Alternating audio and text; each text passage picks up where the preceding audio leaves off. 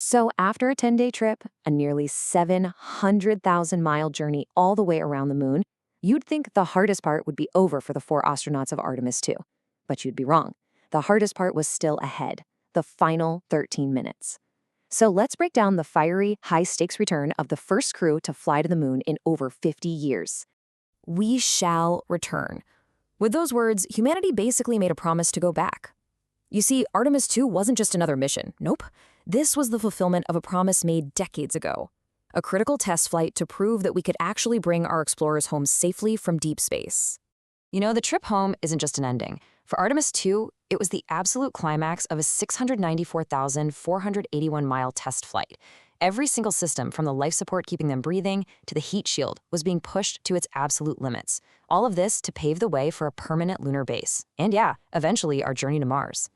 Inside the Orion capsule, which they named Integrity, were 4 people. Commander Reed Wiseman, pilot Victor Glover, and mission specialists Christina Koch and Jeremy Hansen. It's a great mix of veteran space flyers and a rookie, representing both NASA and the Canadian Space Agency. And for 10 days, this tiny capsule was their entire world. Okay, so before Integrity could even feel the first hint of Earth's atmosphere, this perfectly timed ballet of orbital mechanics had to play out.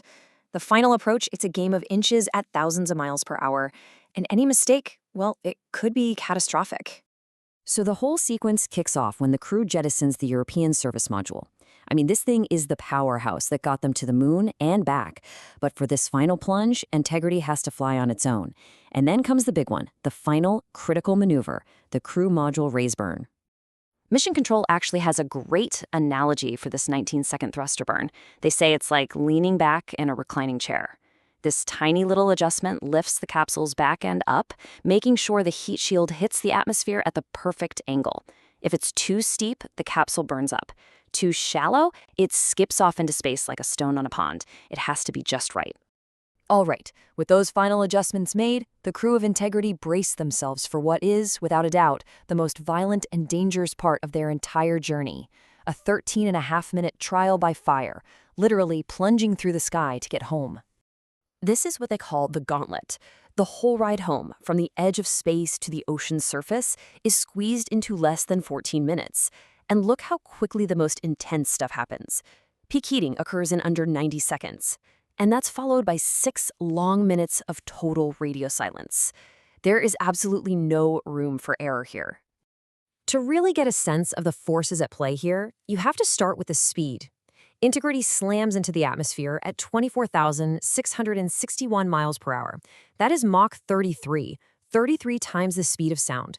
And that incredible velocity is what creates the Inferno. All that friction from hitting the atmosphere at that speed creates just unimaginable heat. We're talking around 5,000 degrees Fahrenheit on the surface of the heat shield. It is the single most important piece of technology protecting the crew inside, period. And as the capsule slows down, the crew gets slammed back into their seats by forces reaching nearly 4 times Earth's gravity. I mean, think about it. After 10 days of floating in weightlessness, their bodies have to instantly readapt to that crushing weight. As the capsule turns into a fireball, it gets wrapped in the sheath of superheated plasma. And this plasma is so dense, it blocks all radio signals. So for 6 agonizing minutes, Mission Control can't talk to the crew, and the crew can't talk back. They are totally, utterly alone, just flying through the fire. And then, breaking right through the static, you hear Commander Reed Wiseman's voice. A wave of relief just washes over Mission Control, and really, the entire world.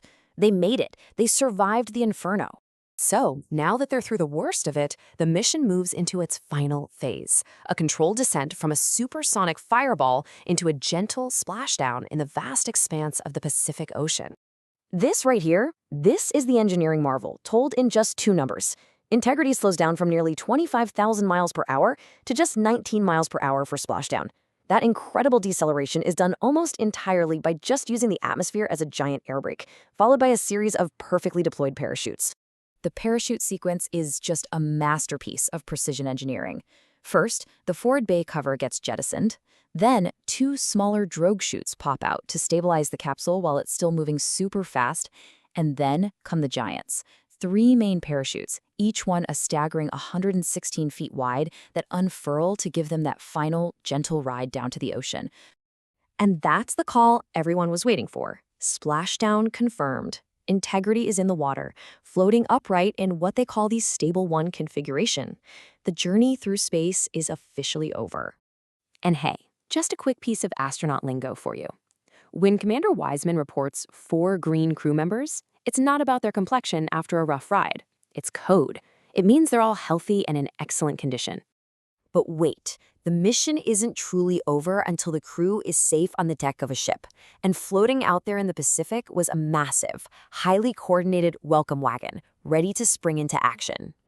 Waiting for them was basically a floating city.